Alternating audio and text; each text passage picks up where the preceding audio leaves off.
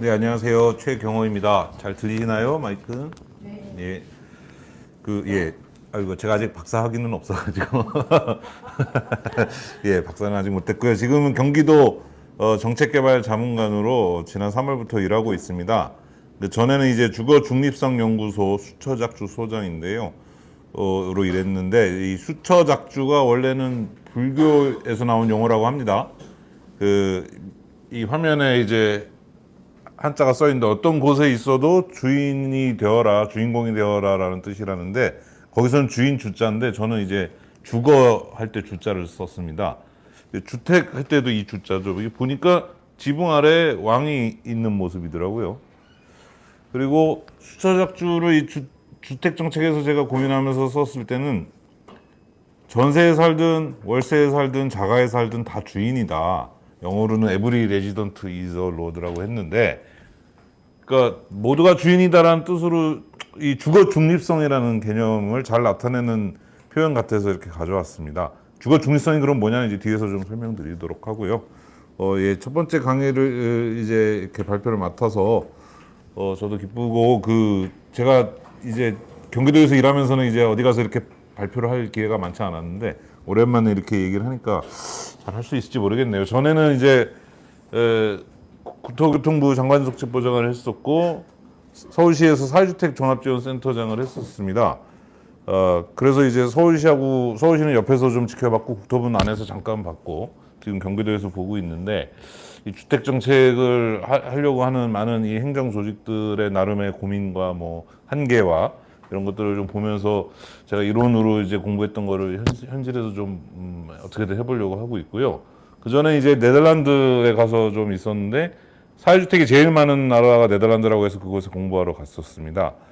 곧 이렇게 이 과정을 통해서 제가 이제 고민을 해오던 거를 이제 계속 지금 다듬고 있고 정책으로 만들려고 하고 있는 과정에서 여러분께 이제 오늘 이런 내용으로 말씀을 드리려고 합니다. 일단 이 빨간색이 핵심 내용인데요. 우리가 그동안 주택 시장이나 주택 정책에 대해서 이런저런 주장들이 막 오고 갔는데 어떤 건 맞는 말 같기도 하고 어떤 건 아닌 것 같기도 하고 어떤 거는 서로 대립되는 얘기인데 누구 말이 맞는가 싶은 것도 있고 그런 것 좀 보려고 하고요. 우리가 집 걱정을 계속 하는데 우리가 이 벽돌하고 시멘트가 필요해서 걱정을 하는 건 아니잖아요. 그걸 통해서 얻으려고 하는 뭔가가 있는 거지 않습니까? 그게 뭔가를 한번 좀 돌아보려고 하고요.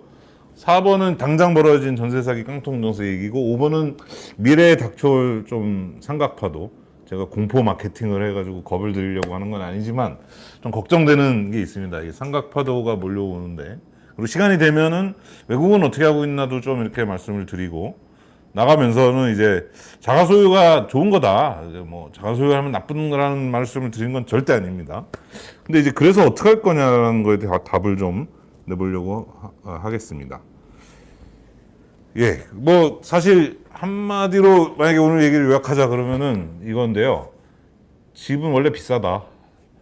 투기가 없어도 비싸다. 투기만 잡는다고 집이 확 싸지는 게 아니다라는 얘기입니다. 땅값이 없어고 건물값만 해도 사실 평당 한 500만 원이면은 30평이면은 이제 얼마 아닙니까? 1억 5천이죠.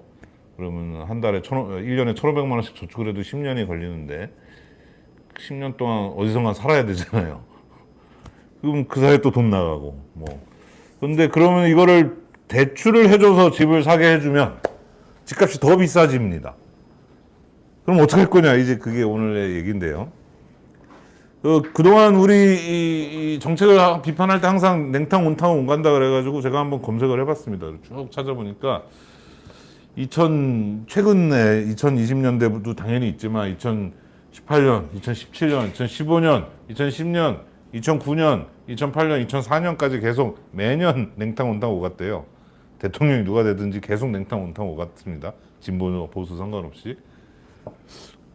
이제 지겨워서 이제 그 이하는 못 찾았는데 이렇게 계속 냉탕 온탕 오가는 게 혹시 숙명인가? 원래 그런 건가?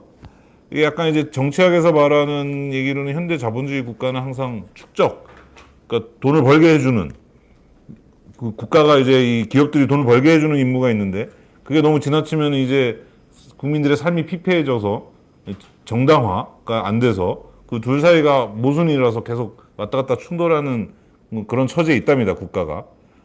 그래서 그런 걸까? 그러니까 막 규제를 풀어줬다가 너무 집값이 오르면 또 사람들이 아우성치니까 규제를 했다가 또 그러면 또 막 미분양이 나니까 또 뭐 그러는 걸까? 그래서 이제 자산 불평등이 막 심해졌다가 막 영끌해가지고 산 다음에는 갑자기 경기가 나빠지면 하우스푸어가 됐다가 요새는 이제 전세 사기 문제까지 추가됐죠. 또 이게 우리 전세가 세계에서 우리나라밖에 없다시피 한 거라 이거는 지금 해외 사례를 보고 할 수 있는 것도 아니고. 그럼 문제가 벌어진 다음에 땜질 처방이나 대증요법으로 하는 걸로 계속 가야 되는 건가? 어떻게 이제 이 커플링에서 디커플링하면 이제 이게 이 고리로 연결됐던 게 끊어져 나온다는 이로부터 벗어날 수는 없을까 하는 것이고요. 이게 그동안은 많은 시민단체나 이 정치인분들이 이 세금을 확실하게 해서 뚝심 있게 냉탕 정책을 확 밀고 가면은 사람들이 투기를 때려잡으면은 이게 된다.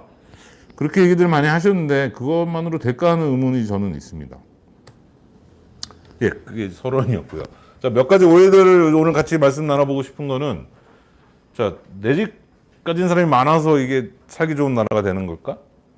그리고 최근에 청년 주거 사다리가 끊겼다고 하는데 진짠가? 그리고 전세는 주거 사다리가 맞나? 그리고 임대차 3법 2020년에 도입됐죠. 이것 때문에 전세가 줄고 가격이 올랐다는데 진짠가? 그리고 시간이 되면 5번도 좀 다뤄보도록 하겠습니다.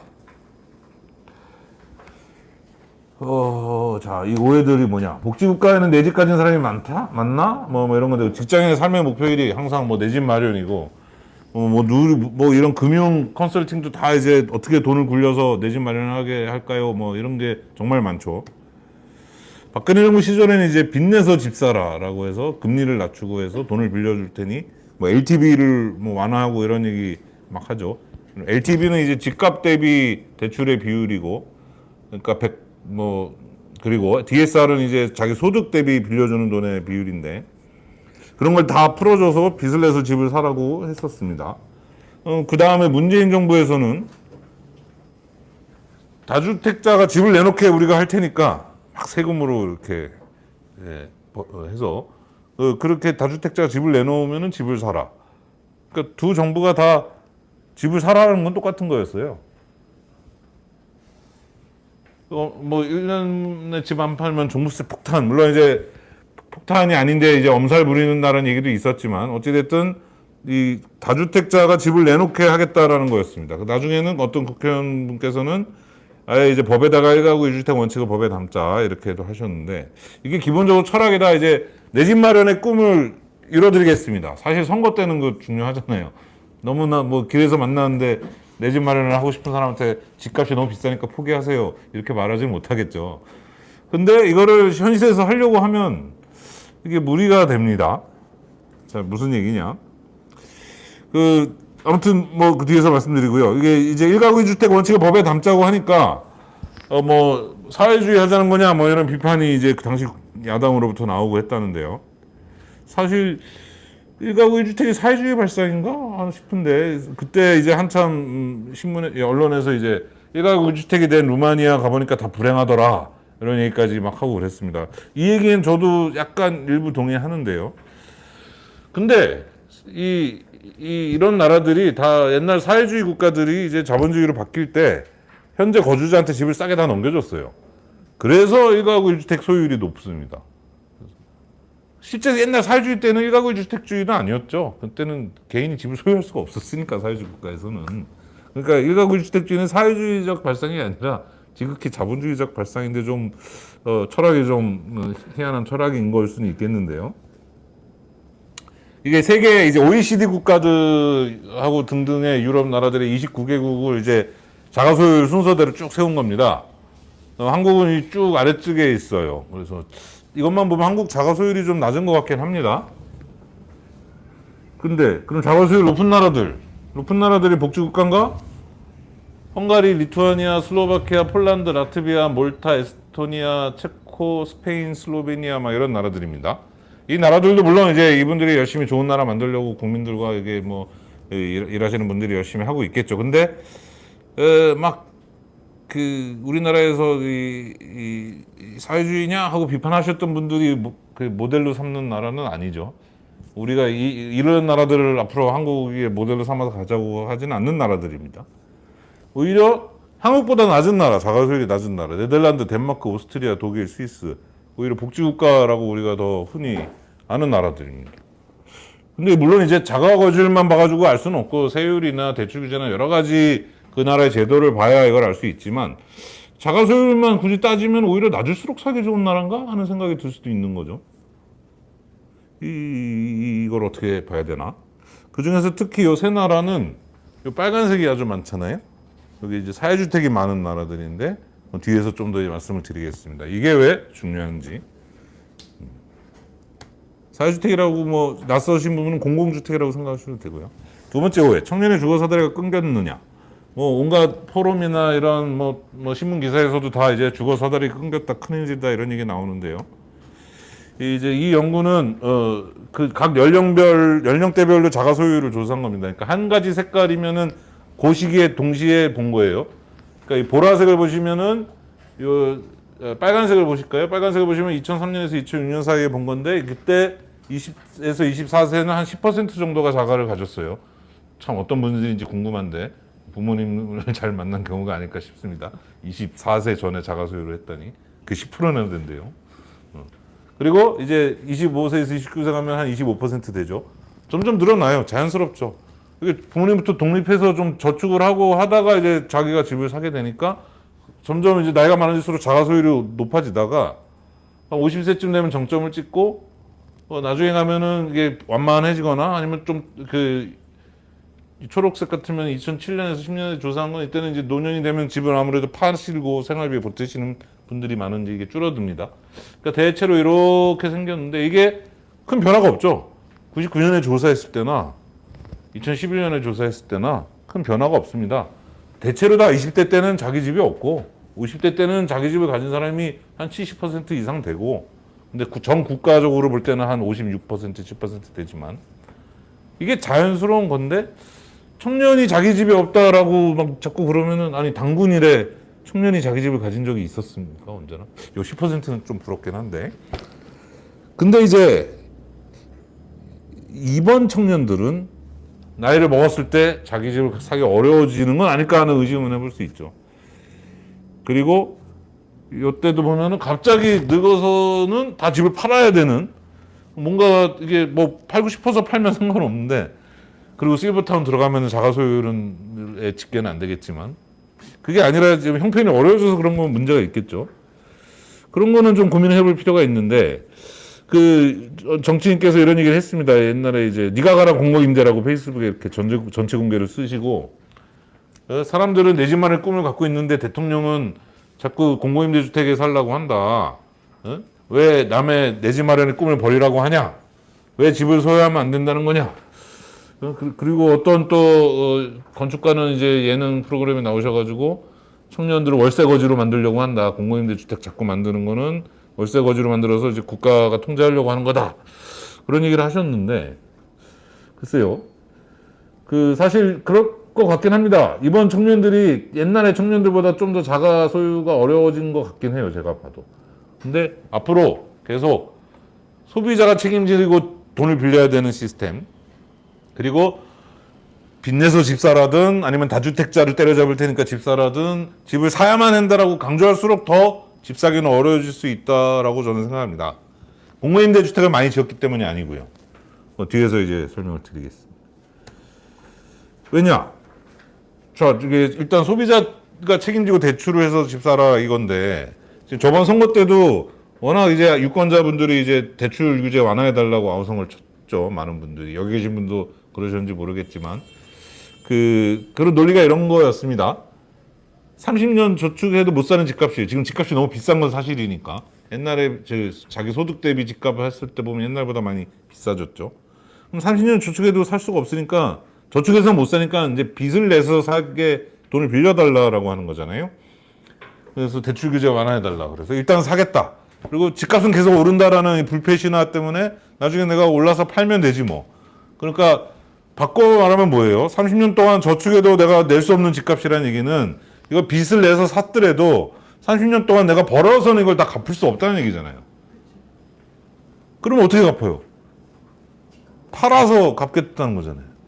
은행도 얘가 못 갚으면 어떡하지? 하는데 에이 집값이 오르니까 팔아서 갚겠지 뭐.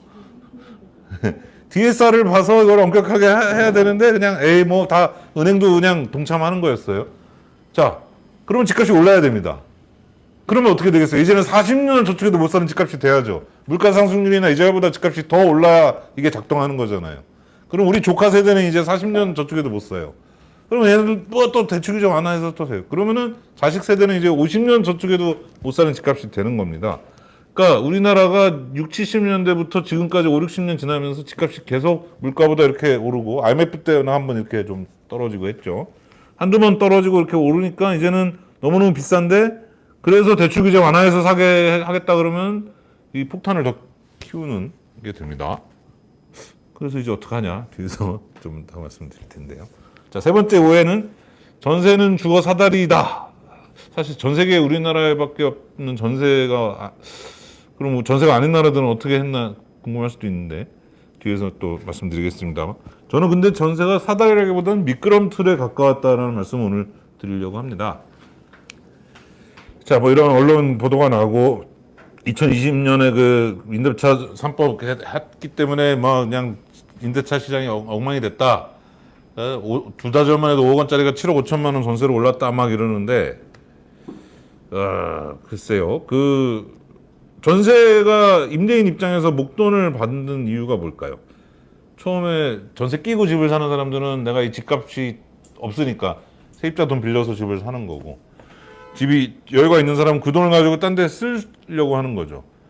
사실 전월세 전환율이 이자율보다 높으니까 월세로 받는 게 더 이익이잖아요. 그냥 돈만 생각하면. 근데 매달 조금씩 받는 것보다 한 방에 받아서 이걸 딴 데 투자하는 거죠. 전세 임대인의 의도는. 안 그러면은 그냥 월세로 받는 게 훨씬 좋은 거죠. 그러면 목돈을 쓸 곳이 있어야 됩니다. 그러니까 옆에서 집이 지어지고 있는 상황이어야지 되는 거죠. 그리고 그게 이제 바꿔놓으면 도시화고, 그리고 그 집값이 계속 올라야지 되는 거죠. 안 그러면 목돈을 받아서 쓸 데가 없어요. 그래서 보면은 우리나라 역사에서 95년에 전세 비중이 제일 높았는데 그때가 전세가 거의 30%였습니다. 그리고 그 다음부터는 계속 떨어져요. 통계를 처음 냈던 75년에보다 오히려 2019년에 전세 비중이 더 낮아요. 그리고 임대차 3법 2020년에 생겼죠. 그 임대차 3법 때문에 전세가 줄어든 게 아닌 겁니다. 전세는 이미 줄어들고 있었어요. 그럼 왜 줄어들었냐 보면은 이 도시화율을 보면은 우리나라가 이 90년대를 지나면서 그때 뭐가 있었죠? 막 주택 정책에서 그 일기 신도시 엄청 지었죠. 그게 좀 되고 나서부터는 이제 이게 꺾입니다. 도시화율이 가파르게 솟다가 이제 완만해지고 그 주택도 엄청 많이 지었다가 그다음부터 주택 증가율이 낮아져요. 그러니까 주택이 정말 많이 지어질 때와 전세가 가장 많았을 때가 일치하고 그다음부터 이제 도시화도 이제 한계가 있으니까 그다음부터는 전세도 점점 줄어드는 게 이게 원래 그랬던 건데 이게 마치 임대차 3법 때문이라고 하는 거는 좀 이해할 수가 없고요.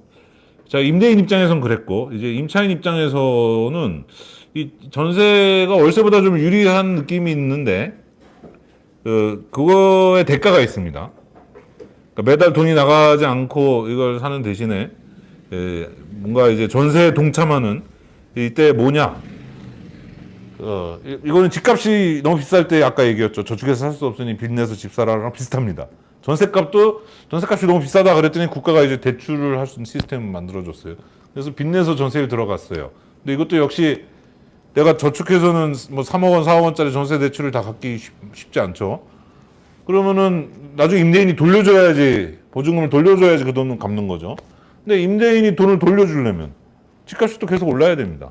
임대인은 보통 어떻게 합니까? 돈이 없다. 다음 사람한테 받아서 줄게. 다음 사람한테 받아서 줄게 하면서 계속 뒷사람한테 넘기죠. 그러고 나서 맨 마지막에 집이 아주 노후화됐을 때 집값이 비쌌기 때문에 그거를 집을 팔고 그 돈으로 전세 보증금 다 빼주고 그리고 나가면 착한 임대인이고 배째라 그러고 이제 전세 사기를 뭐 전세 피해를 일으키기도 하지만 그러니까 내가 무사히 보증금을 돌려받으려면은 집값이 계속 올라야 되는 거예요. 그래서 집을 살려고 하면 연끌을 해야 되고 전셋값에 살려면은 집값이 계속 올라야 되는데 집값이 어쩌다 안 오르면 깡통 전세 혹은 전세 사기가 되는 거죠. 그 임대인이 나쁜 사람이었든 착한 사람이었든 상관없이. 전세가 그래서 주가 사다리일까? 오히려 이 투기의 불쏘시개가 아니었을까? 전세금을 목돈을 받아서 계속 다른 데 투자할 수 있게 해주고 임차인은 그걸 이제 눈뜨고 바라보고 있고. 임대차 3법 얘기가 이제 나오는데요.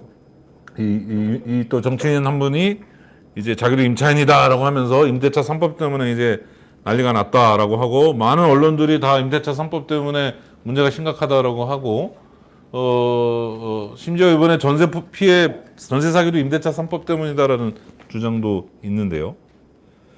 요 데이터를 한번 보시면요. 파란색이 이제 매매가의 지수고, 이제 주황색이 전세가의 지수라서 이제 절대 수치는 아니니까 딱 같은 금액은 아닌데 이 비율을 볼 수는 있죠. 주황색이 오르다가 어느 시점부터는 파란색이 더 많이 올라요. 매매가가 더 많이 올랐어요.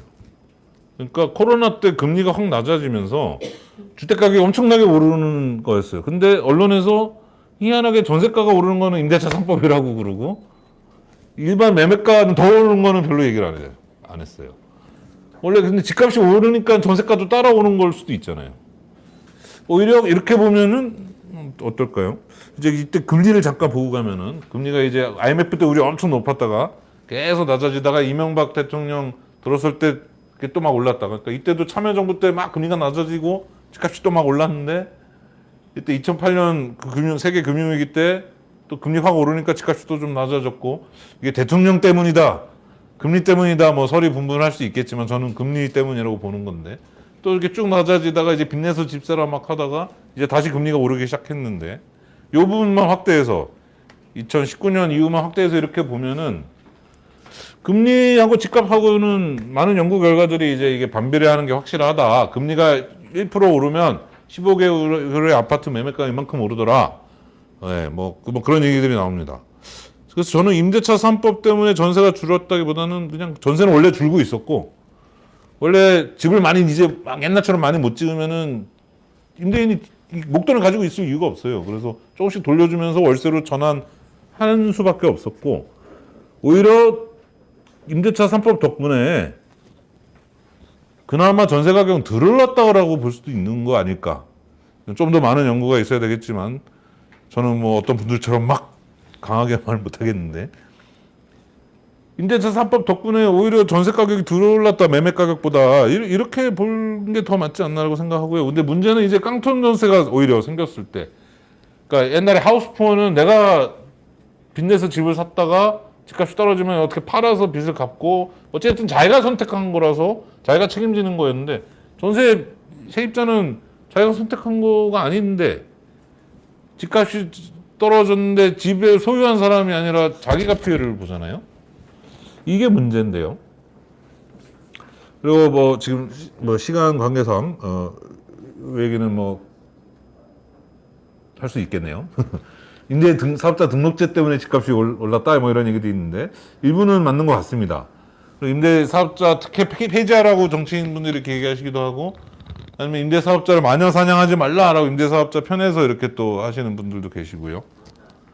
그런데 이게 임대사업자들한테 줬던 특혜가 뭐냐면은 그 집을 사고 팔고 할 때 특혜를, 세금을 깎아주겠다 그랬어요.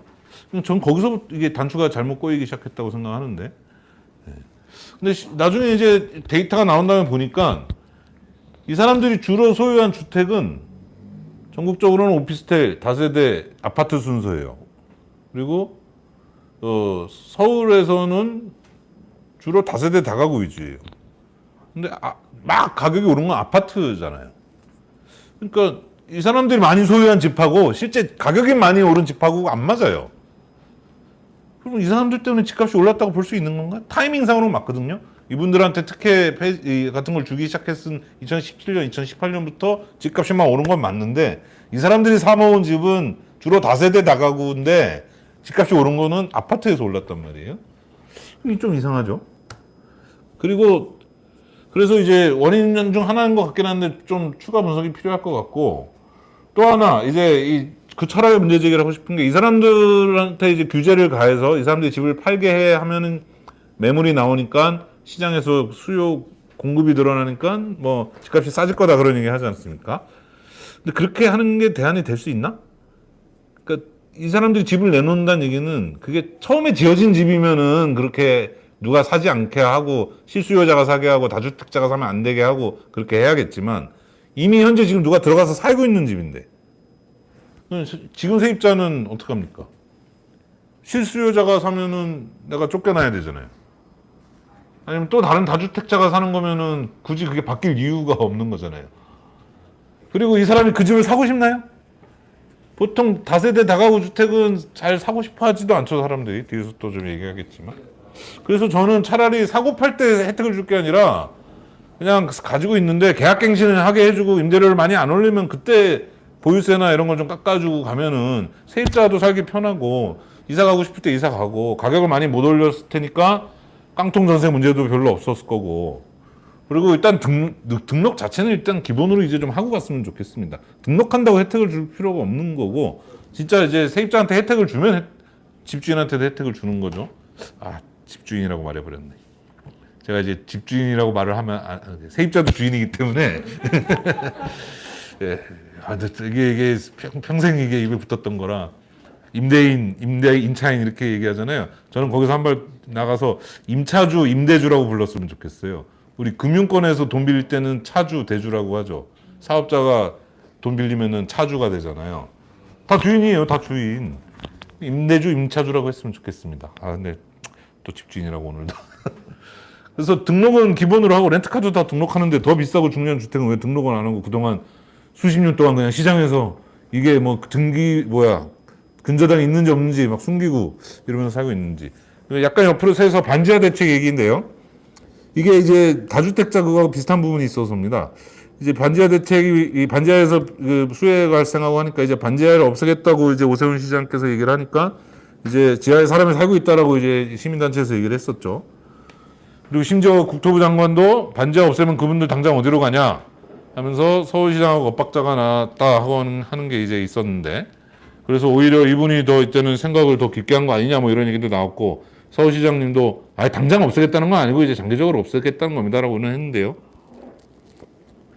그러니까 이때는 반지하 당장 없애면 거기에 이제 누가 살고 있다라는 거를 우리가 이제 알고 있는 건데 다주택자 주택 매각할 때 왜 그 생각을 잘 못하는지 모르겠어요. 거기 지금 누가 살고 있단 말이에요. 그러니까 신축으로 지어진 집을 다주택자가 사는 건 막아놓는 거 오케이인데 이미 살고 있는 집을 매물로 내놓으라고 하면은 누가 또 매입합니까? 자, 여기서 두 번째 중요한 얘기인데 아까 집값은 원래 비싸다고 제가 제일 시작할 때 말씀드렸잖아요. 그러니까 돈이 없어요. 우리는 집을 살 돈이. 아무리 집값이 6억 원 하는 게 3억 원이 돼도 당장 3억 원이 없단 말이에요. 다 그림의 떡이죠. 20년 걸려야 될 게 이제 10년 걸리는 건데 살 수가 없어요. 그럼 누가 사요? 또 돈 있는 사람이 사는 거예요. 아니면 대출을 받아서 사거나. 근데 대출은 아까 이제 문제가 있다고 그랬고. 그래서 무슨 돈으로 누가 사냐? 그리고 매물로 나와서 당장 그러면 지금 살고 있는 사람이 사야 되나? 살고 싶나? 사야 하나?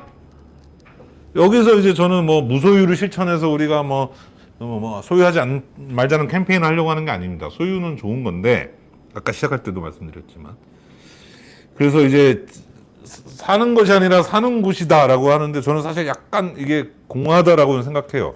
사실 이 구호도 오세훈 시장이 옛날에 그 시프트 서울시 전세 장기 전세 주택 만들 때 나왔던 구호인데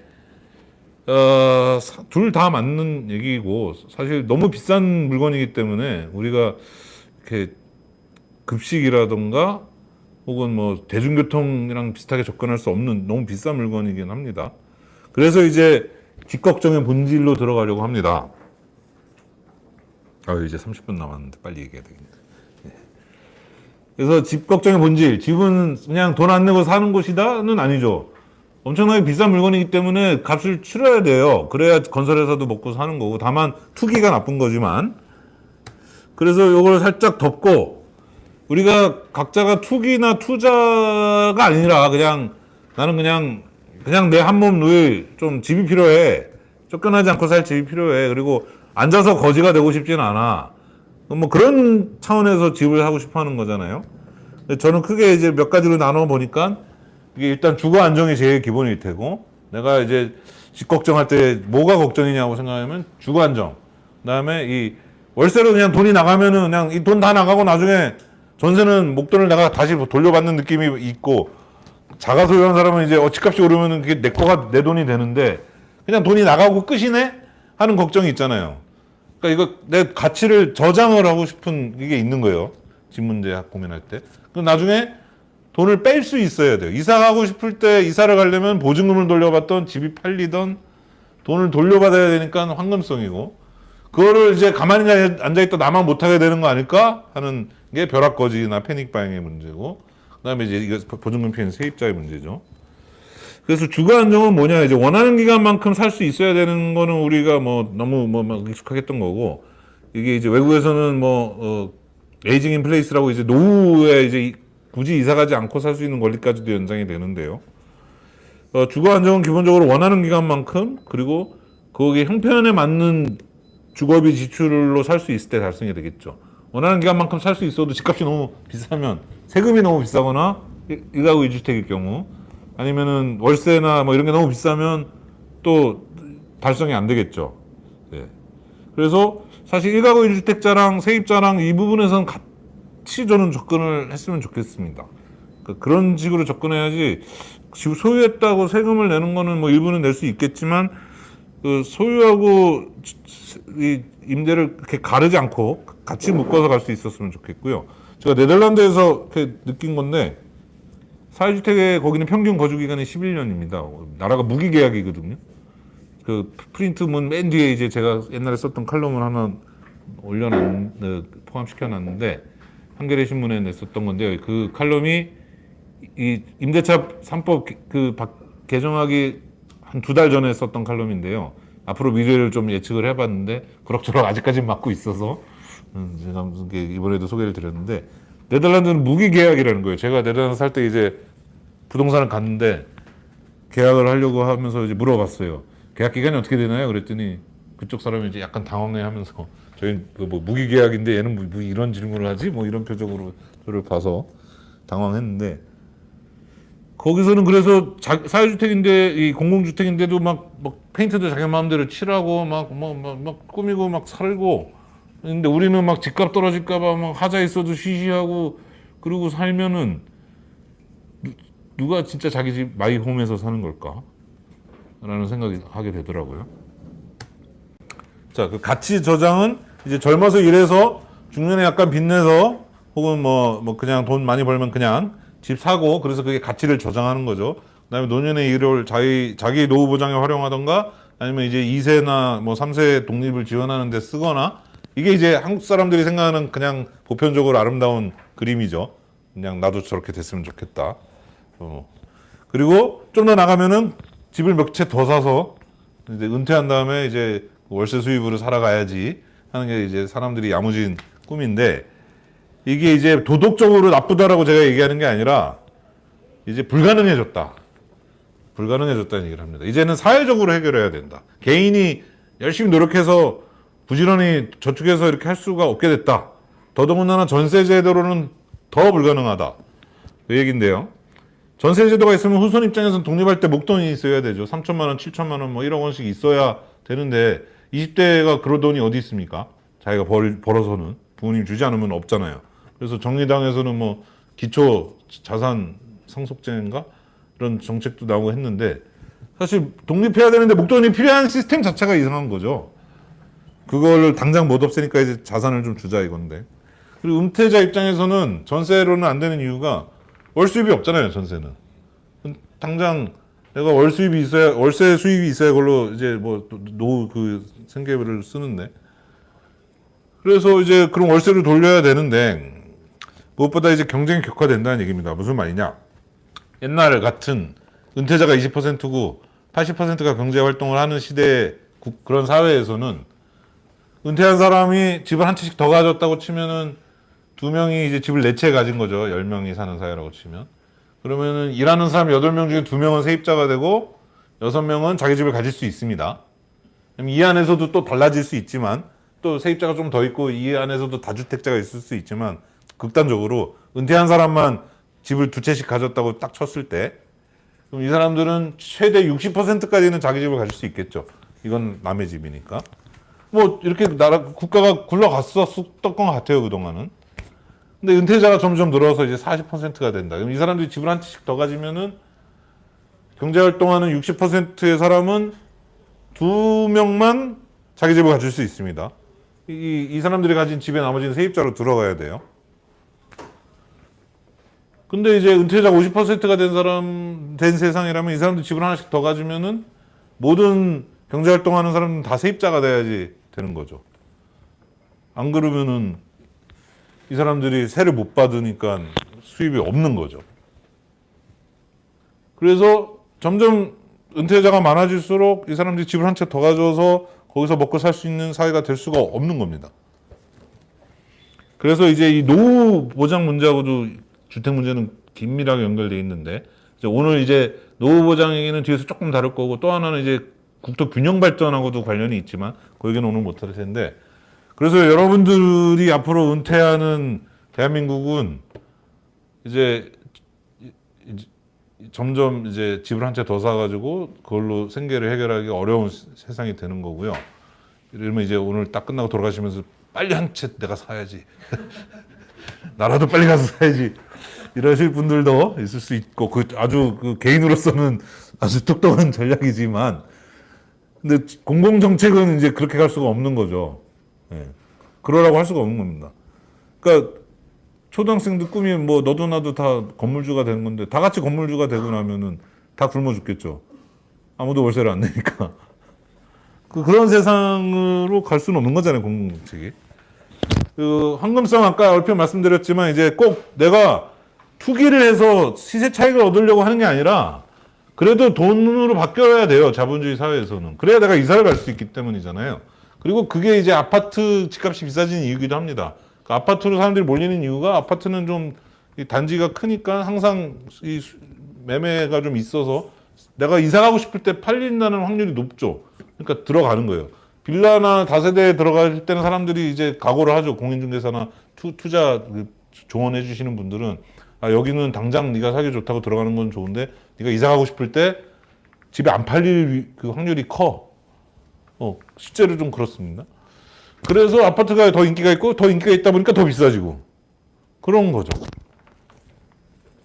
그리고 아파트의 또 다른 이유는 품질이 비교적 투명하게 이렇게 드러나기 때문에, 서로 비교가 되고 하니까, 그리고 좀 품질이 이제 비슷하게 지어지니까, 이제 전세 사기도 좀 덜 발생했죠.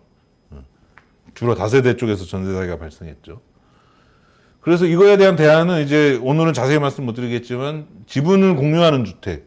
그러니까 전세인데, 전세라고 생각하시면 되는데, 전세보다 싸고, 전세는 집값의 한 70%라고 치면은 지분 공유는 5대5로 할 수 있는 건데요. 그 다음에 그걸 지분을 공유한 거기 때문에 집값이 오르는 거는 같이 나눠가지고 집값이 떨어지면 같이 분담하는 거예요. 전세는 고정이잖아요. 근데 그래서 이런 빌라나 이런 거는 앞으로는 이제 그 지분 공유 주택으로 가는 거고, 영어로 이제 이퀴티 쉐어링이라고 하는데, 집값이 너무 비싸진 외국 사례 상황에서도 많이 대안으로 좀 고민이 되고 있습니다. 그러니까 너무 집값이 비싸니까 이거를 다 빚내서 사라고 하기에는 위험하고, 그러자니 어떡하지? 그러면 국가하고 세입자가 아니죠, 이제 이 거주자하고 돈을 반반씩 내서 책임도 반반씩 지자. 이게 사실 지난 대선 때 원희룡 당시 경선 후보 때도 이 얘기를 했고, 박용진 경선 후보도 이 얘기를 했어요. 그러니까 이게 이분들이 이제 조언을 들은 게 해외 사례나 이런 데서 이런 게 있다는 거예요. 네덜란드에서 실제로 하고 있고. 뭐 벼락거지 패닉반, 이건 뭐 자세히 설명 안 드려도 어떤 상황인지 아실 것 같고요. 예. 그래서 일단 안심과 신뢰를 줘야 되는데, 막 갑자기 250만 원 공급하겠다 이런다고 신뢰를 줄 수 있나? 뭐 이런 생각이 듭니다. 그리고 여기서 글자가 너무 많으면 안 되는데 제가 시간이 없어서 못 줄였는데, 자, 딱 하나만 보신다면은, 노동위원화와 빚내서 집사라는 양립 불가능하다. 우리가 또 노동의 미래도 얘기하시고 하는데, 우리가 또 노동자 종합지원센터가 하는데, 노동위원화에 반대하고 뭐 고용의 안정성 이런 얘기하고 하는데, 어찌됐든 지금 현실은 많이 노동이 유연해진 상황이잖아요. 비정규직이 많고. 그리고 재밌는 건 아니죠. 슬픈 거는 노동을 유연해야 된다고 주장하는 사람들일수록 자꾸 빚내서 집 사라라고 해요. 근데 편의점에서 아르바이트 하시는 분들, 뭐 비하하는 건 아니지만 편의점에서 아르바이트 하시는 분들, 라이더 유니언에서 일하시는 분들한테 은행에 대출해 주나요? 막 집 사라고 대출해 주나요? 정규직이어야지 대출해 주잖아요. 근데 한쪽에서는 자꾸 정규직을 없애자고 하는 사람들이 다른 쪽에서는 정규직만 할 수 있는 방식으로 주택 문제를 해결하라고 그러면은 안 되죠. 이런, 그러니까 아무리 대출 규제를 완화해도 이 노동이 유연화된 상황에서는 이 주택 문제가 또 해결이 안 된다라는 게 이제 노동하고 주택이 또 만나는 지점이고요.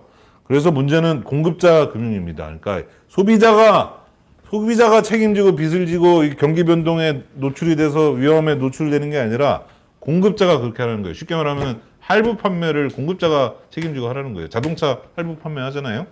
네. 그런 거고요. 보증금 피해는 뭐 이제 갭 투자가 참 그 한 10년도 안 된 용어지만 갭 투자하다가 누군 떼돈을 벌고 누구는 보증금을 세입자는 날리는데 제가 이게 하루 같은 날 같은 뉴스 검색에 나온 거예요. 이번엔 전세 사기 터지고 이렇게 난 다음부터 제가 이제 가끔 뉴스 보세 전세 키워드를 검색을 해서 오늘의 뉴스를 보는데 누구한테는 이게 깡통 전세가 이제 되게 위험한 건데 누구한테는 투자의 적기인가 봐요. 그래서 같은 날 뉴스에 당장 경매 넘어가는데 전세 사기 대책에도 여전히 발동동 라고 하는가 하면 같은 날 전세 매매 비율 상승기가 내 집 마련 적기. 그래서 참 씁쓸하더라고요. 이거 이제 약간 재미없는 얘기일 수 있는데 한 번만 집중을 좀 해줘서 한번 봐주셨으면 좋겠습니다. 보증금 피해 얘기하면서 뭐 다음으로 넘어가기 위해서 주택 건설에 들어가는 돈은 초반에 왕창 들어가죠. 그러니까 요게 X축이 시간입니다. 그래서 처음 지을 때부터 시간이 점점 흐르는 건데 건설에 들어가는 비용은 초반에 왕창 들어가는데 여기 들어가서 우리들이 낼 수 있는 돈은 조금씩 계속 내는 거예요. 할부 판매를 하든 뭐 대출을 받아서 하든. 근데 전세가 보증금이 들어가면은 이만큼이 이제 세입자가 내주고 자기 자본 요만큼만 내고 요게 갭이죠. 갭 투자할 때 그 갭. 이게 점점 줄어진 무갭이죠. 이렇게 해서 사는 건데 그렇고 나서 집값이 이만큼 더 오르니까 요 차익을 먹는 게 중요하니까 이걸 레버리지 투자라고 하는데 그렇게 해서 하는 건데 그게 이 전세자금 대출에다가 해주는 게 이게 아주 철저히 편향적이고 역진적이에요. 그러니까 형편이 좋을수록 더 지원해 주는 게 되는 건데요. 자, 다주택자한테는 구입자금을 무이자 64%로 지원하는 셈이 돼버렸어요. 주택가격의 80%까지 전세금으로 이제 보통 하고 전세금의 또 80%는 국가가 이제 제도적으로 대출을 해주면 88이 64는 국가가 다주택자들이 집 살 때 도와준 게 된 거죠. 여기서 이만큼을 국가가 이제 제도적으로 보장해 준 거죠. 그리고 이거에 대한 이자는 세입자가 내죠. 다주택자는 무이자로 돈을 땡겨 쓰는 거죠. 그게 다주택자는 그렇고 1주택자는 이제 투기 막는다고 LTV 40%로 제한해가지고 집값의 40%만 빌려요. 그리고 이자는 자기가 내요. 그럼 이때 이제 문재인 정부 때 이 1주택자들이 부글부글한 거죠. 이 다주택자들을 보면서. 아이씨, 이 아마추어 정부가 왜 이 다주택자들이 64% 가지고 막 집을 늘려가는 거 못 먹으면서 내가 이제 집 한번 사보겠다는데 나만 괴롭혀 하고 화를 낸 거죠. 그리고 전세 임차인회 같은 경우는 보증금 대출 지원을 받았는데 그때만 해도 집값이 막 오를 때니까 전세 사기 문제는 조금 간헐적으로 뭐 몇 군데서 있었지만 안 드러날 때였는데 이거는 더 많이 빌리는 사람일수록 더 많이 혜택을 받는 거잖아요. 그럼 더 비싼 전세에 사는 사람일수록 그때는 더 많은 혜택을 누린 거였죠. 그래서 순서가 거꾸로 원래는 월세를 더 많이 지원하고 그 다음은 전세, 그 다음에 1주택자, 다주택자가 제일 지원이 적어야 되는데 어떻게 이게 거꾸로 돼 있었어요. 그리고 우리 이제 전세, 월세 사람들은 이제 특히 전세 세입자는 보증금 무사히 돌려받기 위해서는 계속 시세가 올라야 되는데 그 생각 못 하고 나는 월세를 안 내니까 이익이야. 나는 열심히 저축하고 전세 보증금 돌려받으면 나중에 집 사야지 하는데 그 전세 보증금 무사히 돌려받으려면 집값은 이미 한 발짝 더 멀어져 있는 가격으로 가 있었겠죠. 그래서 이때 보면은 그걸 여기다 넣어놓고 제가 전세가 주거 미끄럼틀이라고 했는데 95년에 전세가 30%, 월세가 15%였는데 2019년에는 전세가 15%를 반토막이 나고 월세가 8% 늘었어요. 자가소유는 별로 안 늘었어요. 그러니까 사다리를 타고 올라간 사람은 거칠게 말하면 한 5%, 내려온 사람이 한 10%인 거예요. 미끄럼틀로 미끄러진 사람이 더 많은 거죠. 그러니까 정말 악착같이 돈을 모은 사람은 전세에 살면서 전세 때문에 주변 집값이 더 비싸져도 탈출을 해서 이제 자가마련에 성공했고, 거기에 이제 신도시 정책도 영향을 줬고 계속 옆에 짓고 또 짓고 또 지으니까. 하지만 더 많은 사람들은 미끄럼틀을 타고 내려올 수밖에 없었던 겁니다.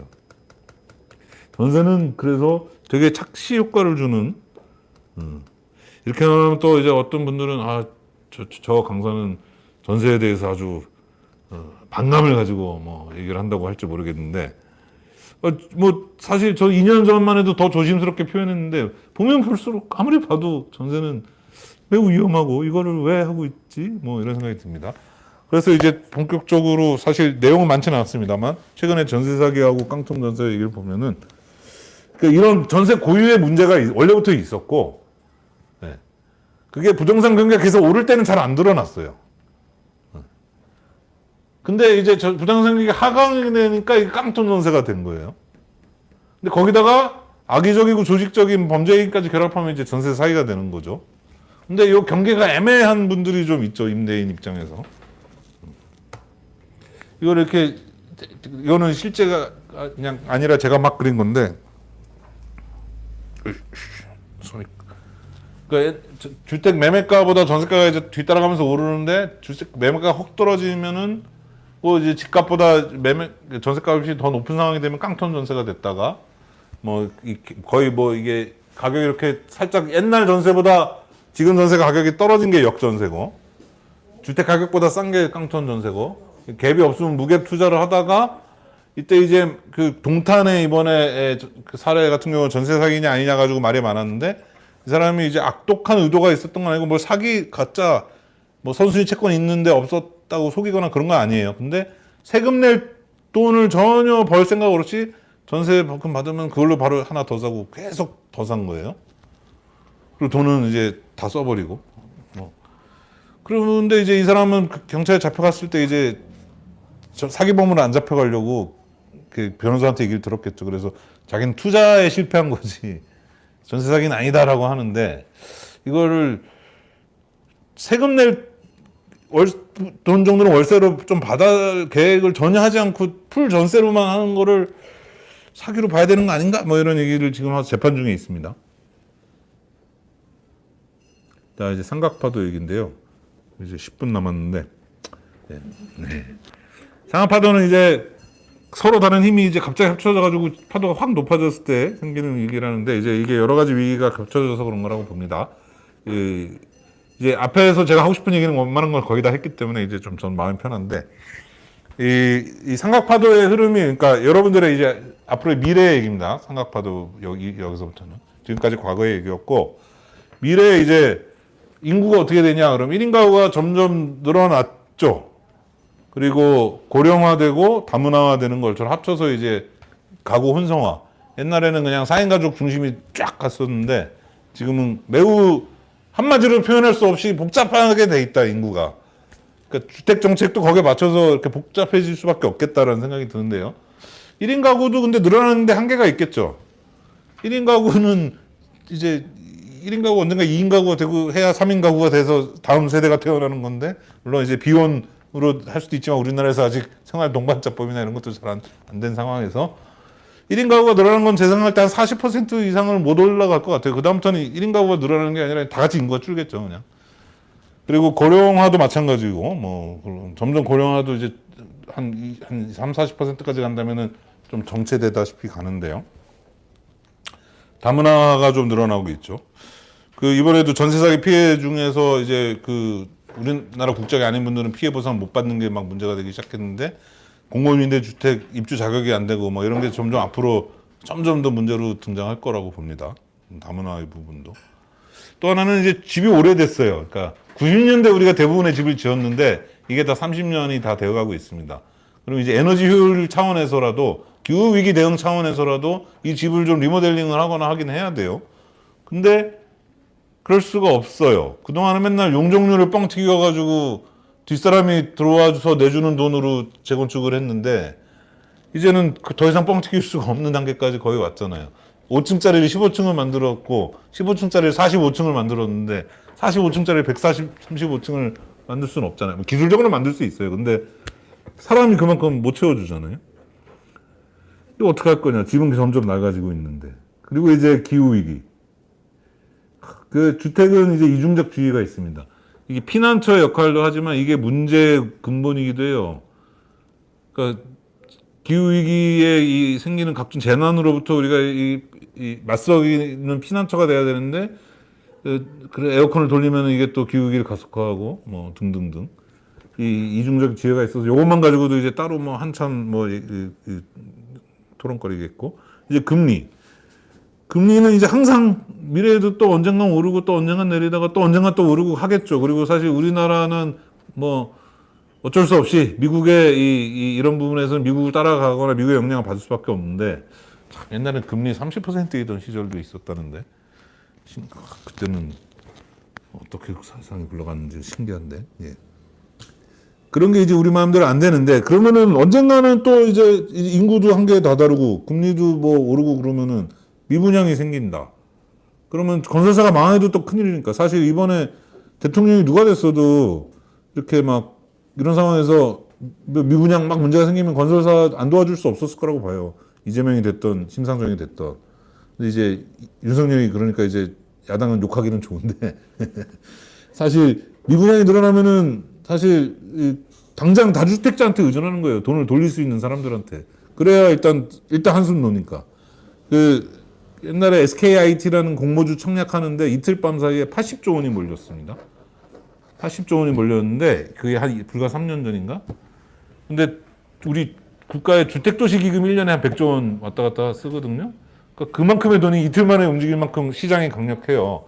그러니까 미분양이 나면 그 사람들을 불러들인 거예요. 이번에 둔촌주공 그 난리가 나가지고 막 그 왜 공사 멈출 뻔하고 이제 그 추가 부담금 내야 된다고 하고 뭐 미분양 날 것 같이 했는데 그거를 이제 서울에 살지 않는 지방 사람들도 와서 살 수 있게 풀어줬더니 둔촌주공은 지금 간신히 넘어가고 있어요.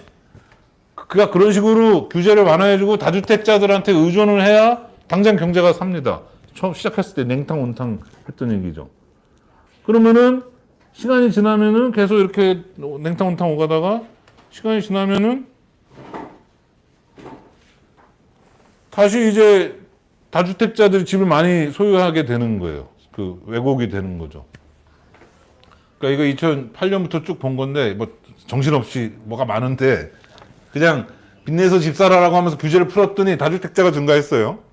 뭐 그때는 하우스푸어도 생겼다가 순식간에 하우스푸어 얘기 쏙 들어가고 막 집값이 오르니까 이제 영끌 얘기로 바뀌었다가 또 집값이 떨어지기 시작하니까 하우스푸어에다가 이제 플러스 이제 전세 피해도 있지만 그래서 이제 전세 금리가 올라요. 이제 다시 그러면 이제 또 그러면 또 다주택자 구매력을 의존하기 위해서 또 규제 완화하면 또 다주택자 또 증가하겠죠.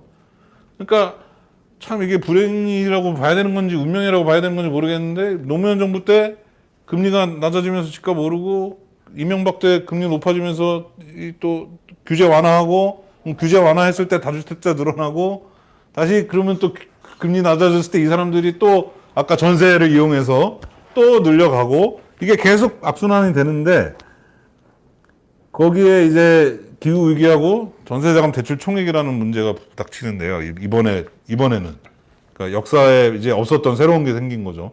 지난 역사에 없었던 전세자금 대출 총액이 처음 저 제도가 막 그 국가가 약간씩 좀 해준 거는 이제 2000년대 2000년 이때부터 생겼을 때 그때는 막 몇 천만 원 수준이다가 한도액이 2008년에 확 늘었어요. 이명박 정부 때. 그때 처음은 아니었고 이제 그때 갑자기 매덕대로 늘었고 그래가지고 2012년만 해도 20조 원 수준이었던 게 지금 170 몇 조죠? 지금 180조 원인가? 170조 원? 이게 지금 옛날에는 없던 건 거예요. 그러니까 전세가 깡통세가 되면 이게 다 난리가 나는 게 되는 거고요.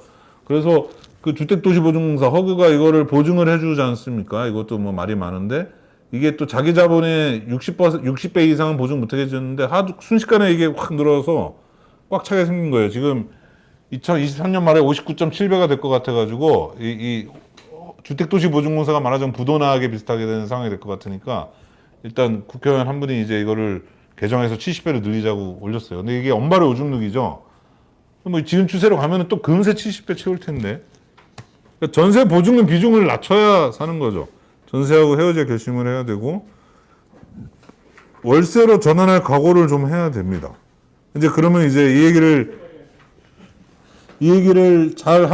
이제 신문이나 어디 나가서 하면은 이제 댓글에 이렇게 달릴 겁니다. 야, 이제는 내 집 마련하려고 했더니 포기하고 전세로 살라고 하더니 이제 전세도 포기하고 월세로 살라는 얘기냐?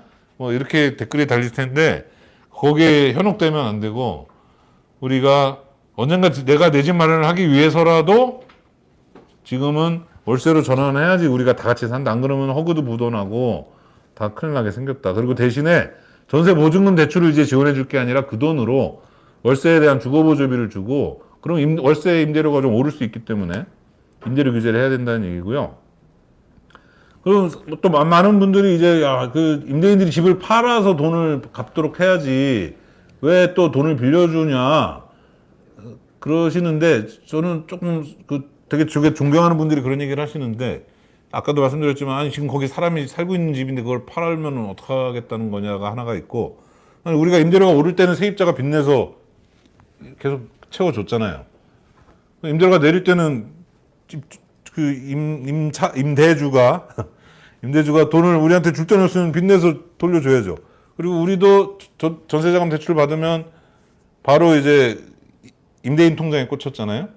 그러니까 이 경우도 임차인 통장에 바로 꽂히게 해야죠. 그 정부도 그건 그렇게 하겠다고 하더라고요. 그래서 금융구조를 저는 이제 결론인데 금융구조 그러니까 소비자가 우리가 개인이 할 수 있는 일이 아니고 정책적으로 요구해야 되는 거라서 좀 김이 새긴 하는데 이 공급자가 책임지라는 거예요. 그러니까 이제 처음에 돈이 많이 드는 집을 지었는데 우리가 빚을 지고 사가지고 내가 꾸준히 갚아 나가는 이거를 하는 거를 은행이 대출해 주면은 결국 이게 우리가 다 빚을 지는 건데 그게 아니라 공급자가 할부 판매를 하라는 얘기고요. 혹은 이거는 공급자가 지분 공유를 하게 될 수도 있고 또는 공고임대주택 같으면은 공급자가 이제 이 원금을 다 회수하는 게 아니라 약간 덜 회수하고 이자만 받는 수준으로 가게 되면 그게 공고임대주택이 되는 거죠. 그러려면 공급자가 한 번에 돈을 다 회수를 못 하죠. 그러니까 공급자 금융이 필요한 거죠. 국가가 공급자한테 돈을 빌려주고 해야 된다. 근데 이제 이게 아까 나왔던 그림인데 그럴 수 있는 돈이 있어요, 우리한테는. 연기금 같은 거. 연기금은 지금 목돈이 있는데 이거를 자꾸 얼른 왕창 빌려줬다가 좀 늘려서 돌려받는 데 쓰고 있어요, 지금은 자꾸. 근데 연기금은 사실 빨리 돌려받지 않고 그냥 배당을 꾸준히 받으면 되는 돈이잖아요. 조금만 이 수익률이 나면. 그렇게 해서 받는 돈으로 연금을 줘야지. 이렇게 자꾸 왕창 빌려줬다가 왕창 받는 걸로 자꾸 하면 더 불안한 거죠. 그러면 그러니까 주택은 처음에 돈이 많이 드는데 들어오는 돈이 시간에 따라 조금씩 들어오고 얘는 처음에 돈이 많은데 돌려받을 돈은 시간에 따라 조금씩 받아도 되니까 둘이 맞추면 딱 맞는 거거든요. 그렇게 가야 되는 거고 그렇게 해야 아까 말씀드렸지만 이제 앞으로 노후 보장은 각자 도생으로 내가 집 한 채 더 사서 해결할 수 없는 시대가 됐기 때문에 이렇게 사회적으로 같이 노후 보장도 해결하고 요거 수익률하고 주택에서 생기는 수익률하고 차이가 있으면 그 차이만 정부가 보조해 주는 거죠. 그게 1%면은 정부가 돈을 1조 원을 쓰면은 100조 원의 연기금을 가져와서 주택에다가 넣을 수 있는 거죠. 자, 시간이 이제 대충 다 됐는데 외국 사례는 얼른 휙휙 설명을 할게. 예. 이게 이제 제가 이렇게 쫙 떠들었는데 그게 뭐 말은 좋은데 그게 되겠어? 라고 생각하실 것 같아서 그렇게 하고 있는 나라들이 있다라는 거를 보여드리겠습니다. 그 나라의 그 정책 하나하나를 그대로 베끼자는 얘기가 아니라 이렇게 굴러가고 있다라는 점이고요. 아까 처음에 봤던 네덜란드, 오스트리아, 덴마크 사회주택이 많은 나라. 이 사람들이 희한하게 폭동도 별로 없어요. 스웨덴만 해도 폭동이 있고 막 그랬는데 근데 이제 코로나 때는 이 나라들에도 폭등이 좀 있었다고는 하는데요. 이 사회주택이 많은 나라들이 보니까 사회 통합도 잘 돼 있고 우리나라가 맨날 선진국 뭐죠? 그 복지국가라고 얘기하는 거고 그러면 세입자가 살기 좋은 나라가 복지국가다. 자기 집을 가진 사람이 많아서 복지국가가 아니라 그리고 이런 나라들을 보니까 공급 주체가 다양해요. 그러니까 LH 같은데 한 군데서 딱 하는 거면은 이 독점의 문제, 비효율의 문제, 관료주의의 문제 이런 게 생기는데 얘네들이 그러니까 좋은 점은 경쟁을 하면서 차별화도 하고 그래서 그런 점에서는 약간 시장의 원리를 받아들인 거죠. 근데 이윤만 쫓는 게 아니라 이 임대료를 저렴하게 하려고 하는 사회적 가치를 추구해요. 근데 이제 이게 좋은 점만 만나면 다행인데 거꾸로 이제 사회적 가치는 추구 안 하고 막 경쟁만 한다든가 아무튼 시장과 이 사회적 경제 영역과 공공의 장점만 모여야 되는데 또 잘 안 되면 나쁜 점만 모이게 될 수도 있겠죠. 그래서 얘네들도 요새는 또 좀 뭐 코로나 이후에 여기도 집값이 많이 오르고 뭐 대기이자 리스트가 길어지고 하는 문제가 있지만 그 어떤 기본적인 몇 가지 걸 설명해 드릴게요. 주거 보조비를 내는 방식인데 이 네덜란드 같은 경우에 그러니까 1인당 195유로까지는 다 내는 걸로 하자. 그게 청년이든 싱글이든 2인 가구든 다인 가구든 노년 가구든 그리고 우리가 한 339유로까지는 국가가 100% 보존해 줄게. 그리고 나머지는 75% 그다음에 50% 이렇게 해주겠다는 거예요. 이게 2010년 옛날 자료라서 지금 액수가 이거 거의 다 2배 정도로 바뀌었는데 덕분에 이제 주거비 부담이 1981년에는 25%가 자기 소득의 25%를 월세로 내던 게 주거보조를 받고 나면은 17%.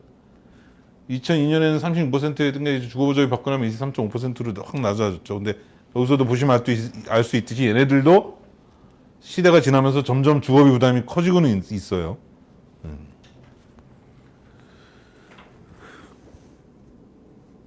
이건 주거비 보조비 제도고 이건 임대료 규제 제도인데요. 이게 주택에다 점수를 매겨요. 그래서 싱크대 길이와 뭐 주택의 품질이 등등등 있어서 40점부터 250점까지 뭐 이렇게 있고 더 비싼 집들도 있겠는데 한 141점 정도까지를 기준으로 그 이하는 이걸 지켜야 되는 게 법적 의무 사항입니다. 그러니까 각 점수별로 받을 수 있는 임대료에 상한선이 있어요. 그래서 그리고 그럼 142점 이상은 왜 그걸 의무 사항으로 안 하냐? 그러면 그 정도는 좋은 집에 사는 거고 그 정도는 세입자도 어느 정도 돈이 있는 사람이니까 4인 대 4인 간의 계약으로 그냥 국가가 법적으로 강제 안 해도 네가 협상해서 적당한 가격에 살아라 이거고요. 그 이하는 국가가 그걸 넘지 못하게 규제를 합니다. 그러니까 그 임대료 통제 그러면 막 사회주의냐 아니면 이제 시장 경제가 왜곡된다 이렇게 걱정을 하는데 이렇게 표준 점수로 이렇게 만들어서 살 수도 있는 거고 우리나라 아파트에서는 사실상 이게 이미 실현된 셈이기도 해요. 그러니까 아까도 말씀드렸지만 대규모 주택들이 규모의 경제니까 여러 주택들이 있고 평수나 이런 게 다 공인중개 사무실 들어가면 쫙 있잖아요. 그러니까 이게 평수랑 뭐랑 뭐 합금 이렇게 딱 따져가지고 다다다닥 이 집의 가치가 나오잖아요. 그리고 옆집이랑 비교가 되니까 함부로 누구 한 명이 튀게 못 올려봤잖아요. 그냥 그거를 조금 더 세분화하고 강화한 거예요. 그걸 그리고 임대 부분에 적용한 거예요. 그래서 이게 뭐가 좋으냐? 오늘의 이제 제가 두 번째 조금 골치 아픈 부분이지만 봐주십사 하는 건데요. 그러니까 주택을 공급만 하면은 그 100억으로 1억짜리 집을 100여 명한테만 공급할 수 있죠. 그러니까 현물로 줄 때 단점이라고 이제 공공정책학에서 복잡하게 얘기하는데 쉽게 얘기하면은 줄 사람은 10,000명 있는데 주택으로 주려고 그러면 10,000명에게 한 채씩 못 주고 100명한테만 준단 말이에요. 지금 우리나라 공공주택이 그런 거잖아요. 들어가고 싶은 사람은 많은데 그만큼 못 주죠. 그래서 이제 돈으로 주자 그러면 쪼개서 나눠줄 수 있으니까 뭐 얼마든지 간에 몇 명이든지 간에 거기에 그냥 나눠서 주면 되니까 현금 보조를 주는 건데 그럼 100억이든 뭐 10억이든 다 골고루 나눠줄 수 있고 심지어 또는 좀 잘 사는 사람한테는 덜 주고 못 사는 사람한테는 더 주고도 하기가 쉽죠. 그런 장점이 있어요. 대신에 근데 그렇게 하면은 임대료가 오르겠죠. 임대료가 오릅니다. 이제 위수 지역에서 이제 군인 월급이 오르니까 이제 모텔비하고 PC방 사용료가 따라 올리고 막 이런 일이 있었죠. 우리 서울역 쪽방촌도 주거 바우처 올리니까 1,000원 단위로 똑같이 따라 오르죠. 집주인들이 임대인들이 이게 따라 올립니다. 그리고 교복도 그런 적이 있었습니다. 교복값 지원한다 그러니까 담합해가지고 교복값을 올렸어요. 그러니까 이게 시장의 닫힌 시장에서는 이 소비자한테 돈을 주면 물건 가격이 올라 버려요. 그래서 우리가 맨날 그 총선이나 이런 대선 때 했던 얘기가 공정임대료 제도 하자, 표준임대료 제도 하자, 뭐 전월세 상한제 하자는 게 이게 그래서 일단 규제를 하자는 거고 네덜란드 같은 데는 이걸 하고 있어요. 덴마크 같은 데는 이런 걸 하고 있습니다. 그런데도 공산주의라는 얘기는 안 듣고 잘 살고 있죠. 근데 이제 임대료 규제를 하게 되면은 다음날 조선일보나 특정 다음날 어떤 신문에 이 사설이 눈에 선한데 도시를 망치는 제일 좋은 방법이 임대료 폭격 다음으로 임대료 통제다라는 어떤 경제학자 얘기가 있는데 그걸 인용하면서 장기적으로는 공급이 위축돼 가지고 더 가난한 사람들의 주택이 더 줄어들 거야라는 얘기가 나올 거예요. 그 말 자체는 일리가 있는 말이죠. 그러면은 이제 그래서 그때 공공주택, 사주택이 있다는 겁니다. 그러니까 이 사람 공공주택이나 사주택은 큰 임대료 규제를 받으면서도 얼마든지 짓겠다는 사람들이기 때문에 이게 빙글빙글 같이 돌아가야 되는 거예요. 이 세 가지가. 하나만 하면은 안 되고. 근데 우리나라는 공공주택 공급은 좀 하는데 주거보조금은 좀 잘 안 하고 조금밖에 안 하고 얘는 전혀 엄두도 못 내고 요번에 딱 한 번 계약갱신권 한 번 2020년에 그 임대차법 되면서 한 번 계약갱신하면서 5% 이상 못 올린다고 그것도 금액을 통제한 게 아니라 인상률 5% 했는데 그거 가지고 막 온갖 난리가 벌어졌는데 쉽지 않겠죠.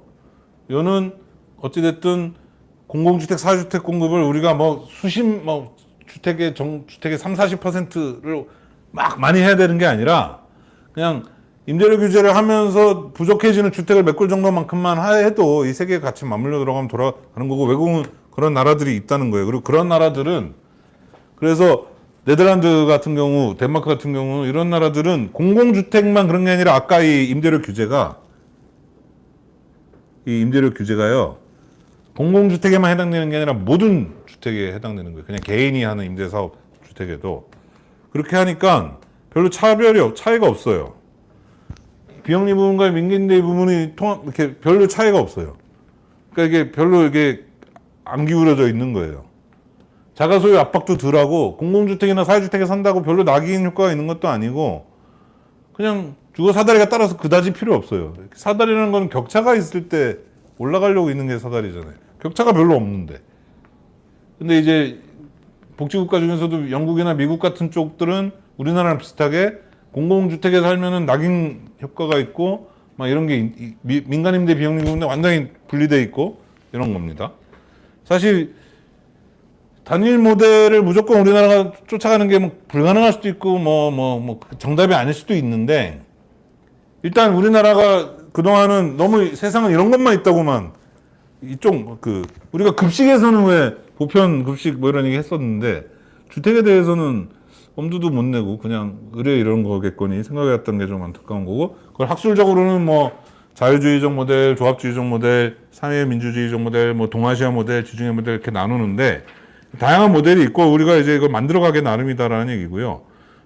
돌링이라는 학자는 또 이분은 또 다른 방식으로 구분했는데 개발, 건설, 소비에서 다 시장이 하는 거예요. 자유주의. 다 국가가 하는 게 공산주의.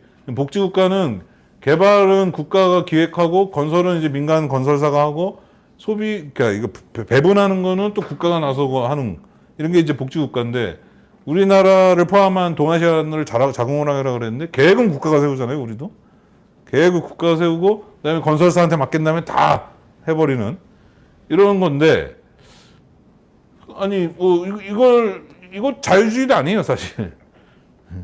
그럼 자유민주주의 하겠다는데 국가가 막 250만 원 계획을 세우는 것도 좀 웃기는 거죠. 그럴 때는 국가 역할을 하면서 가난한 사람들 위해서 좀 개입하라고 할 때는 갑자기 공산주의다 막 그러면 그것도 좀 아닌 것 같고요. 그래서 이제 외국 사례는 여기까지 이제 설명을 드렸고요. 마무리입니다. 그래서 처음에 제가 이제 지금은 주거 중립성 연구소 소장이 아니지만 주거 중립성이 필요하다는 얘기를 처음에 살짝 했었는데, 그래서 자가 소유는 좋은 거고요. 나쁜 게 아닌데, 그래서 그걸 하려면 더더욱 주거 중립성이 필요하다.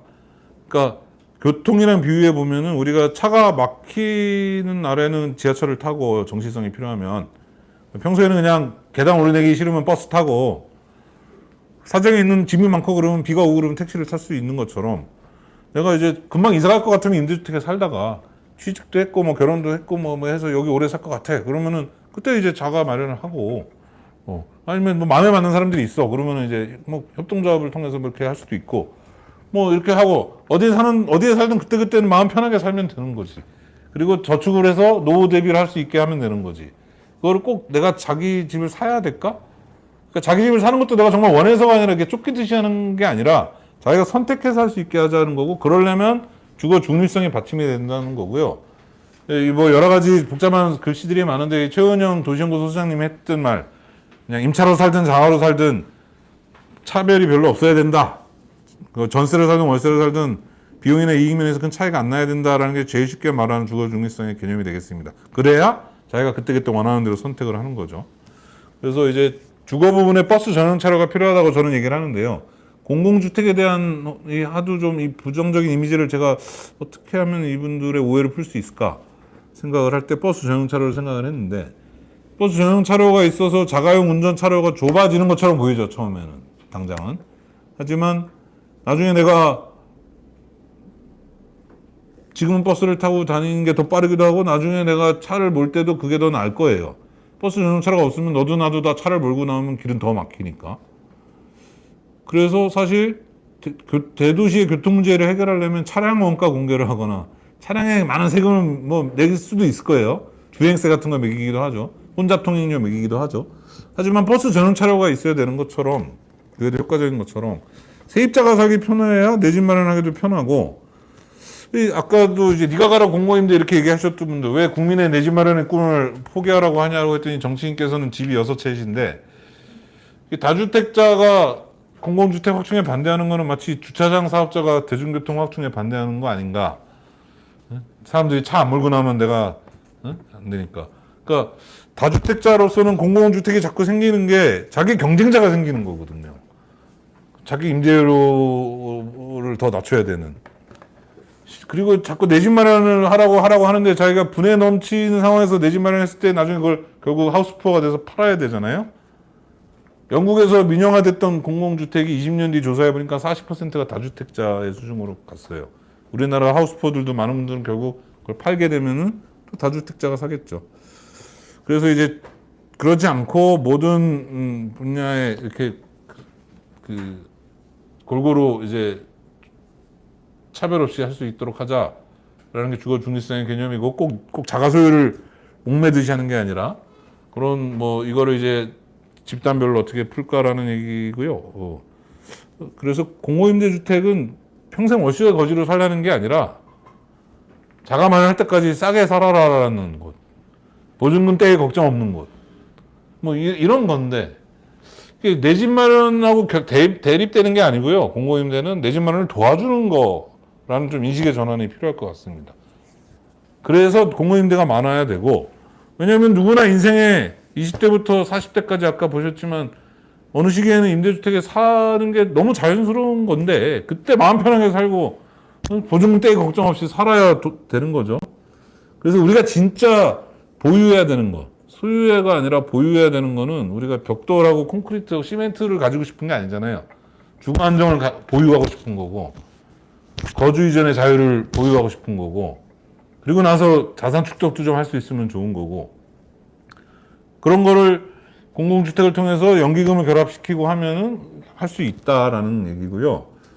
뭐 이 얘기는 생략하겠습니다. 그걸 이제 좀 더 세부적으로 들어가면은 진보의 방법, 보수의 방법 뭐 이런 게 있는 건데, 마지막에 이제 제 칼럼 얘기고, 그래서 수처작주라는 얘기로 다시 한번 끝내고 싶은데요. 이제 우리가 인생의 어느 시기에는 임차인으로 사는데 이걸 하루빨리 벗어나야 되는 것이라기보다, 이때도 주인으로 살 수 있는 것, 국가는 그거에 대한 마땅한 권한, 권리와 그런 걸 지원을 하고 감독을 할 부분을 하고, 그리고 그렇게 해야 내 집 마련도 쉬워진다라는 그런 점을 이제 수차작주라는 이름에 담았습니다. 예, 긴 시간 같이 해주셔서 감사합니다.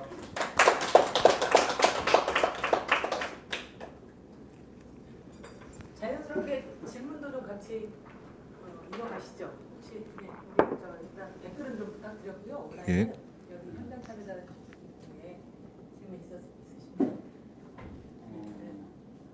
저는 부천시에 살고 있고요. 네.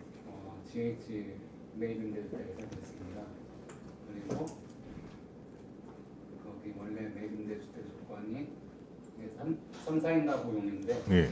방송도 주시게 네, 저는 잘 들리나 모르겠는데요. 예. 경기도 부천시에 살고 있고 GH 매입임대주택에 살고 있어요. 그리고 중소기업 청년 창업자 전세대출을 사용을 하고 있고요.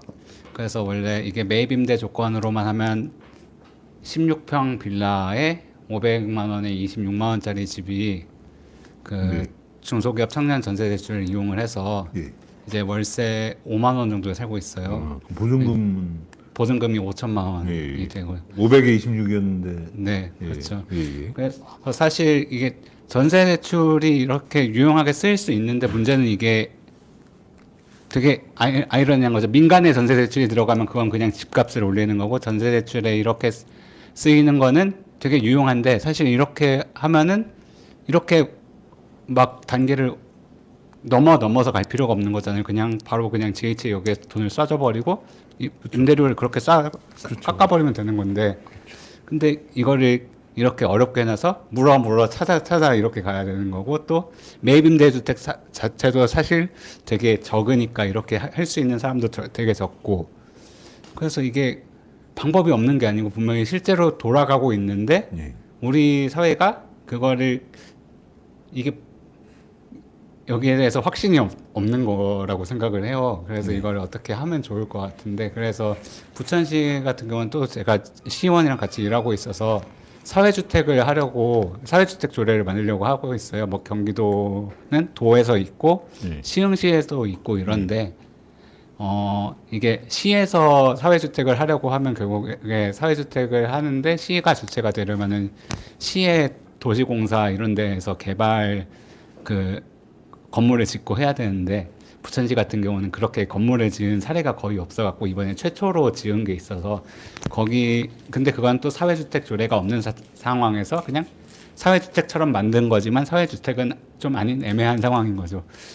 그래서 이게 사회주택을 하려면 사실 정치적인 결단이 필요하고 정치적인 결단이라는 게 결국 유권자들의 합의된 의지가 필요한 것 같은데 그래서 진짜 어떻게 이런 모델들이 필요할 것 같아요. 이렇게 미래를 보여줄 수 있는 모델들이. 예.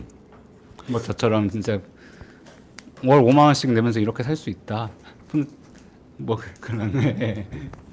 예, 용기가 되는 말씀 감사하고요. 저는 요새 약간 의기소침해 있던 차에 그러니까 그 GH에 사시면서 이 전세 제도가 이제 어떻게 보면 옥상옥으로 뭐 말씀해 주셨는데 그게 이제 그동안 우리나라가 너무 그 경로에 매여 있어가지고 그랬던 것 같은데 이거 아까 제가 휙 넘어간 건데 그러니까 옛날에는 우리가 지금도 선분양 제도 뭐 좀 있지만 옛날에는 선분양 제도가 있었던 80년대 때를 생각해 보시면 건설사는 어찌됐든 돈이 필요하잖아요. 이 월급을 줘야 되고 집을 지어야 되니까 재료도 사야 되고 근데 우리 박정희 전두환 이 시절에는 이제 수출 산업에 주로 금융이 돈을 줬기 때문에 건설 사람이 돈이 없으니까 선분양을 통해서 소비자가 돈을 갖다 줬어요. 그걸 통해서 짓고 이제 소비자는 또 거기 들어갈 확률을 높이는 거죠. 그러는 선분양을 통해서 짓는데 그거는 이제 공급자 금융이죠. 공급자한테 돈을 대주는. 그다음에 다주택자를 받으면 다주택자는 일단 공급자한테 돈을 주고 자기는 또 전세 세입자한테 돈을 받아서 이게 물고 물리는 거죠. 그렇게 해서 최종 소비자가 들어가서 사는 건데 그 시스템이 이제 지금은 PF금융이라고 해가지고 이제 은행에서 빌려주고 하면 다주택자가 또 사가지고 그다음에 주택담보대출을 통해서 가고 뭐 이런 식으로 가는 건데 말씀하신 경우도 이제 여기 GH공사가 들어갔는데 GH공사가 초기 자금을 회수하는 걸 굳이 또 전세대출 제도를 활용해서 이렇게 하고 이상하게 가는 거예요. 그러니까 우리가 이 전세 제도의 이 학술적으로 하면 경로 의존성 이 시스템이 계속 물려가는 이런 거에 지금 매여 있는 건데 이걸 바꾸는 거는 어느 아침에 뭐 혁명처럼 이걸 확 제도 개혁을 할 수도 있겠지만 또 이 다른 흐름이 또 계속 싹을 틔우고 그걸 대체해가는 과정으로 바뀔 수도 있을 것 같아요. 어떻게 바뀔지는 모르겠는데 그래서 이제 두 번째 아까 모델 같은 게 필요하다고 말씀하셨고 한 게 저는 이게 사회주택이 이제 2015년에 서울시에서 처음 만들기 시작해서 이런 사회적 경제 주체들이 만들고 하면서 지금도 아주 더디게 나가고 있는데요. 시간? 아, 예, 예. 그러니까 이 모델 관련해서 얘기인데 지금 이제 한 5천 원 정도 되니까 이제 세입자분들이 이제 여기 사니까 너무 좋다라는 얘기를 해주고 계세요. 그러니까 이제 뭐 무슨 활동가나 이 전문가들이 사주택 좋은 겁니다. 해외 사례 보세요. 뭐 이거보다 거기 사는 사람이 여기 너무 좋아요. 이 한마디가 그냥 바로 그냥 게임 오버더라고요. 뭐 그런 게 생기고 공공임대주택에 대해서 그 어떤 정치인들이 이렇게 막 비판했을 때도 2020년이었 때 그 공공임대 주민들이 이제는 한 100만 명쯤 되니까 우리를 이렇게 무시하지 마라 이런 얘기를 하시는데 이게 그러니까 더디지만 이게 점점 쌓이면 이렇게 나중에는 이게 어느 시점에서는 이제 확 좋아지지 않을까라는 희망과 예, 그걸 합니다. 예. 온라인 질문이 예. 있어가지고 읽어드릴게요. 같은 분이 두 가지를 하셨는데요. 연결돼 있을 것 같아요. 서울 집값은 계속 오를 것 같고 원하는 집은 월세 100만 원 이상 내야 할 것 같으니 어차피 낼 금액을 주택 구매의 이자로 내는 게 더 낫지 않은가요? 하나고요. 그다음에 주택연금도 좋은 대안이라고 보시나요? 좋아 보여서요. 강의를 일부 못 들어서 이미 언급하셨을 수 있겠네요. 네. 주택연금 문제 물어보시고. 네. 주택 좀 이따. 그러니까 어차피 매달 돈이 나가는데 왜 그냥 지금 돈 땡겨서 집을 사고 이자로 내겠다. 네. 그래서 금리가 오르면 이제 그 이자를 못 갚게 되는 상황이 되는 거죠. 그러면은 이제 두 손 들고 집을 팔고 그게 이제 희망임대 리츠라고 박근혜 정부 때 하우스푸어 대책으로 나온 게 있었어요. 그래서 이제 빌린 돈을 못 갚는 사람들이 이제 5억의 집을 사가지고 내가 예를 들어 2억을 내고 3억에 대한 이자를 내고 있었는데 너무 힘들다. 집을 사갈 때는 5억에 사간 게 아니라 4억에 사간 거예요. 근데 당장 내가 이자를 낼 돈이 없고 너무 힘드니까 그렇게 헐값에 팔았죠. 그리고 몇 년 뒤에 다시 그 집값이 또 올라가지고 공공이 돈 어려운 사람들한테 등쳐먹은 거 아니냐는 비판이 나오기도 했었는데 그러니까 이 20년에 혹은 30년에 한 번씩은 이런 금리가 갑자기 오른다던가 뭐 경제 위기가 오면은 그때 운이 안 좋은 사람은 이제 이런 상황에 처하는 건데 그 사이에 그런 일 안 당할 자신이 있으시면 뭐 목돈 빌리시고 집을 산 다음에 그 이자를 내면서 사시는 것도 경제적으로 합리적인 거라고 볼 수도 있겠죠. 근데 그 개인의 그건 어떻게 보면 선택일 수 있는데 적어도 국가의 공공정책은 그걸 모든 사람이 그렇게 해야 된다라고 주장할 수 없다는 게 첫 번째 질문의 답이고 특히나 이제 불안정한 노동, 유연 노동한테는 그렇게 돈을 빌려주지도 않는다. 네. 그 신용대출로 받으려면 금리는 더 비싸진다. 네, 이런 얘기를 드리고 싶습니다. 근데 그러니까 짧은 시기적으로 개인의 인생에서든 아니면은 이 우리나라 역사에서든 어느 시점에서는 그게 되게 합리적인 선택일 수도 있죠. 꼭 주택이 아니라 다른 경우도 그냥 내가 빌려서 돈을 빌려서 그걸 사고 이자를 갚는 게 더 효율적일 있을 수도 있죠. 대부분의 사업이라는 건 또 그런 식으로 하는 거고. 두 번째는 주택연금에 대한 건데 그것도 뭐 개인에 따라 상황이 다를 텐데 이제 이거는 이제 역유동화인 셈이잖아요. 아까 설명을 별로 안 하고 넘어갔는데 여기 그림에서 보면은 이제 주택연금은 거꾸로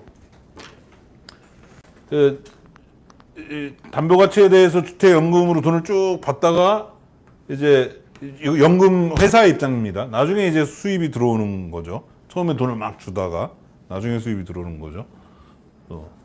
이제 개인의 입장에서는 다른데 이것도 하나의 방법일 수 있겠는데 이제 자녀가 많은 분들은 가정 불화의 원인이 될 수 있고 그리고 이것도 이제 이 연금 주는 입장에서는 매달 이렇게 주다가 나중에 뭐 주택 가격이 떨어지면은 이게 이제 이 회사가 부도가 날 수도 있는 문제지만 뭐 그런 거는 개인이 걱정하지 않는 거라 하더라도 뭐 하나의 방법이죠. 그러니까 이게 이 주택이라는 게 제가 가치 저장이라는 얘기를 아까 했던 이유가 다 이 가치가 저장됐다 빠졌다가 들어왔다 나갔다 하는 거를 피해갈 수가 없는 것 같아요.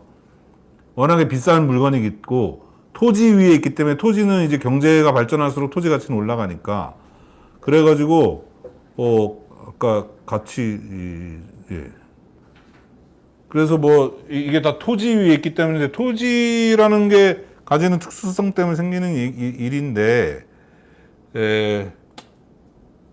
그래서 이제 사는 것이 아니라 사는 곳이다라고만 얘기할 게 아니라 공동의 자산이고 이거를 만들어가는 과정에서 들어가는 금융과 이 들어간 가치가 또 주택연금처럼 나중에 빠져나오는 거.